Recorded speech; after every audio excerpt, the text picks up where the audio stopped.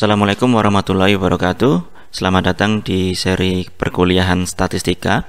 Di video kali ini kita akan belajar mengenai konsep kategorisasi dengan menggunakan Z-score. Jadi video ini lebih banyak membahas tentang konseptualnya. Untuk prakteknya nanti akan ada di video berikutnya.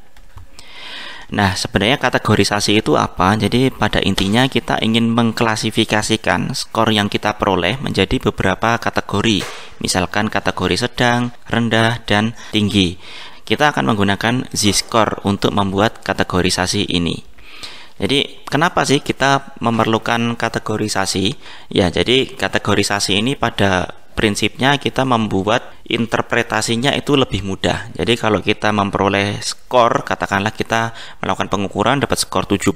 Nah, 70 itu masuk kategori apa? Tinggi, sedang, atau rendah. Nah, dengan membuat kategorisasi ini, kita sedang membuat interpretasi skor yang kita peroleh itu menjadi lebih mudah dipahami, terutama oleh orang awam.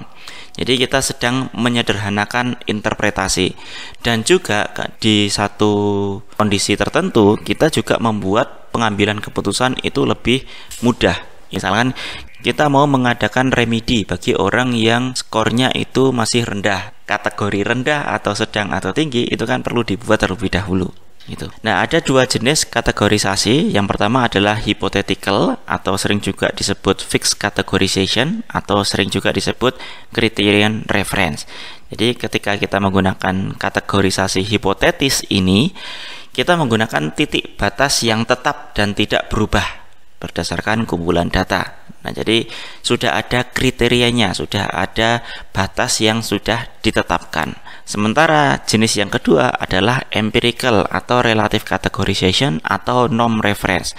Nah, ini kita mengkategorisasikan data berdasarkan pada persentil, yang artinya dapat berubah tergantung pada distribusi data yang aktual. Nah, ini ilustrasinya ketika kita menggunakan criterion reference atau hypothetical tadi ya. Jadi kita sedang membandingkan skor dengan kriteria tertentu atau batas skor tertentu. Jadi skor orang lain dalam kelompok itu tidak mempengaruhi interpretasinya. Jadi misalkan ini, ada satu orang, katakanlah ini namanya Abi, gitu ya. Abi dapat skor 40. Sementara kriteria kelulusannya itu adalah 50. Ketika Abi berada di kelompok orang yang kurang pintar, ini ya, skor Abi ini tertinggi, skor 40 ini tertinggi. Tapi karena kriterianya 50, skor Abi tetap diinterpretasikan dia tidak lulus, gitu ya, atau dia belum memenuhi standar. Nah, begitu juga ketika Abi pindah ke kelas lain. Di kelas lain ini kelompoknya lebih bervariasi. Ada yang lebih pintar dari Abi, ada yang kurang pintar, gitu kan. Abi skornya di sini.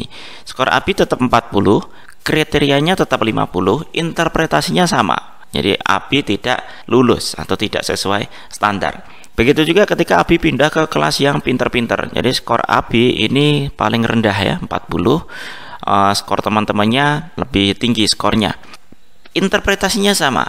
Abi tidak lulus karena nilainya 40, standarnya 50.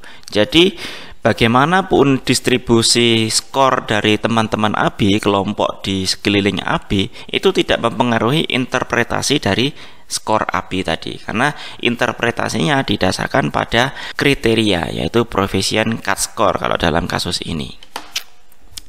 Nah, sementara ketika kita menggunakan norm reference, itu sebenarnya kita sedang membandingkan skor seseorang dengan skor yang diperoleh oleh orang lain dalam kelompok. Jadi kalau kita menggunakan norm reference, itu skor orang lain itu berpengaruh terhadap interpretasi skor yang dimiliki seseorang itu tadi.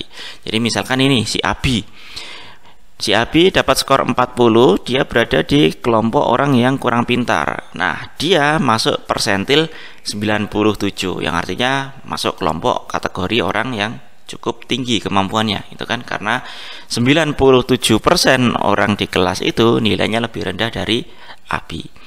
Nah, ketika dia pindah ke kelas yang pintar-pintar, skornya sama 40, tapi persentilnya menjadi 3. Kenapa? Karena kelompoknya orang lainnya itu lebih tinggi skornya. Jadi hanya 3% orang yang skornya lebih rendah dari Abi atau persentil 3. Nah, pindah kelas lagi, dia masuk persentil 38 gitu ya, artinya hanya 38% orang di kelas ini yang nilainya lebih rendah dari AB. Jadi ketika kita menggunakan norm reference atau empirical kategori gitu ya, nah itu interpretasinya itu tergantung dari distribusi skor kelompok. Nah, tadi ada dua kategorisasi ya, hipotetik dan empirik. Nah, kapan sih kita harus menggunakan kategorisasi hipotetik dan kapan harus menggunakan kategorisasi empirik? Jadi, kalau fokus kategorisasinya adalah melihat distribusi skor kelompok terhadap suatu kriteria, maka lebih baik kita menggunakan kategorisasi hipotetik. Misalkan, kita mau melihat berapa persen sih siswa yang dapat nilai A, kan nilai A, B, C itu sudah ada kriterianya gitu kan. Oleh karena itu kita menggunakan kategorisasi hipotetik berdasarkan kriteria. Atau kita mau melihat berapa persen sih mahasiswa yang memiliki tingkat kecemasan tinggi gitu. Nah, ketika fokusnya adalah kelompok gitu ya, maka kita menggunakan kategorisasi hipotetik. Nah, sebaliknya, kalau fokus kategorisasinya itu adalah menginterpretasikan posisi relatif skor individu terhadap kelompok, maka kita menggunakan kategorisasi empirik. Misalkan kita mau menjawab pertanyaan, bagaimana sih posisi kecemasan Abi dibandingkan teman sekelasnya? Apakah dia lebih cemas atau relatif lebih tenang dibandingkan teman sekelasnya? Nah, kita menggunakan kategorisasi empirik. Atau kalau fokusnya adalah menjawab pertanyaan seberapa tinggi kecerdasan Abi dibandingkan anak seusianya gitu ya, maka kita menggunakan kategorisasi empirik. Jadi intinya kalau fokusnya adalah posisi individu, kita menggunakan kategorisasi empirik.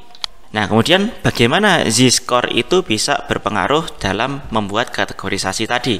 Nah, gampangnya gini, ketika kita mau membuat kategorisasinya menjadi 3 kategori, rendah, sedang, tinggi, kita bisa gunakan batas Z-score ini, -1 dan +1.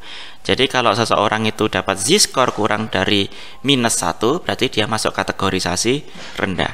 Kalau Z-score-nya antara -1 sampai +1, masuk kategori sedang. Kalau Z-score-nya lebih dari +1, masuk kategori tinggi. Tapi dengan Z-score kita juga bisa memodifikasi sesuai dengan yang kita mau. Misalkan kita mau buat 5 kategori atau bahkan hanya 2 kategori, selama kita bisa mendefinisikan batas Z-score-nya itu tadi. Nah, itu tadi secara konseptual mengenai kategorisasi. Di video berikutnya kita akan praktek dengan data sesungguhnya.